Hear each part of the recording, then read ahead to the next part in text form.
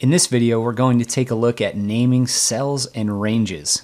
In Excel, naming cells and ranges can be very helpful because we can refer to those cells or ranges without reference to their actual cell address. So, for example, here we have a list of employees and their ages are shown in column D. We also have their GPA and their salary. So let's say we come over here and we want to do an average of their ages. I type in equals average, open parentheses, and then to take the average, we have to go back to cell D3 here and select all the way down to D17, and then we push enter and it calculates the average. But notice when we did that the average formula had to specify which ranges of the cells, right here, D3 through D17. So instead of doing this, we can actually name a cell or a range. For example, let's just say we look at Alice's age, 49. I can click on this cell, and here in the top left, the name comes up as D3. I can rename that to Alice underscore age and click enter. Now, you can't use spaces or special characters in a named range, so that's why we put the underscore in there. After I type that in, before I go and click on anything else, I have to push enter. So after I've hit enter on my keyboard, and notice that when I click off of it, now I'm on cell C3. When I come back here to D3, it now says Alice underscore age. That's the name of this particular cell now. So now we can come over here to a different cell and just equal Alice's age. And I start to type it in, you'll notice it pulls up a list there with Alice age, and if I hit tab, it references that cell and I can push enter, and now I have 49. Let's say I want to multiply by 5.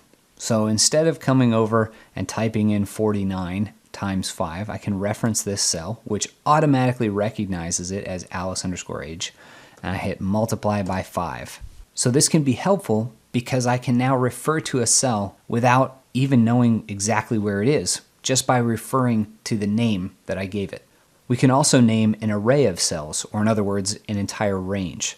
So let's say that I want to select the entire age range, and I call that age, enter. I can do the same thing with the GPA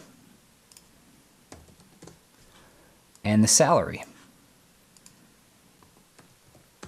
I'll also create named ranges for the employee names. I'll just call it name, and for their positions. I'll call it job. So now I have 1, 2, 3, 4, 5 named ranges and 1 named cell. So I can come over here to another cell, and let's say I want to calculate the average of the ages. Instead of having to select the entire age range like I did before, I can just type in average and then type in age, close parenthesis, enter. This allows you to do formulas much more quickly.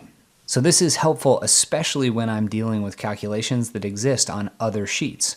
So for example, let's say I add a new sheet here.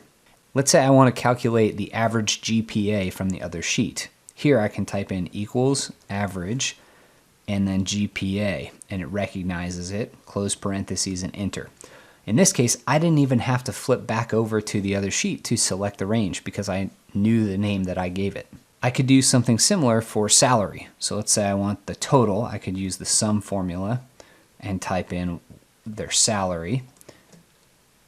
And now I have the sum total of all of those salaries that we created a named range for. Now once I've created these named ranges, I can always see which ones they are by clicking this drop-down list, and you'll see them here. I can click on any of these from the drop-down list, and it will take me to the location in the workbook of that named range. Let's suppose we make a mistake though, and we really didn't want to call this cell Alice age. Instead, we just want to call it Alice. If I go up to this top left box here and just type in Alice and press enter, you'll notice that that works. But if I click the drop-down list, you'll notice there's now both Alice and Alice underscore age. So over here, if I type equals Alice or equals Alice age, both of those formulas still work. It recognizes that name. There are now 2 named ranges that refer to that same cell. But let's suppose that I don't want duplicate names. I want to remove or delete the other Alice underscore age. So to do this, or to make edits to any named range, click on the Formulas tab, and right in the middle of the screen here, you'll see Name Manager. If you select that, this dialog box gives you all of the details for every named range that exists in the sheet. It shows you a value if it has one, it shows you what cells it refers to, and it shows you the scope, which in this case, they all are accessible throughout the entire workbook. So if I want to remove Alice_age, I just select it and choose the delete button and confirm that. When I hit close, you'll notice these cells now have errors in them because it does not recognize the name. So when we do make edits or remove a named range, we need to be aware of what formulas might be impacted by that. But let's say that I add a new employee at the bottom and I need to now change the range that these names select. Right in here, I can click right into the cell and I could change this from 17 to 18. Click the green check box and now it's updated. Same thing here with name. This dialog box allows you to make all those types of edits in one place across all named ranges in your workbook.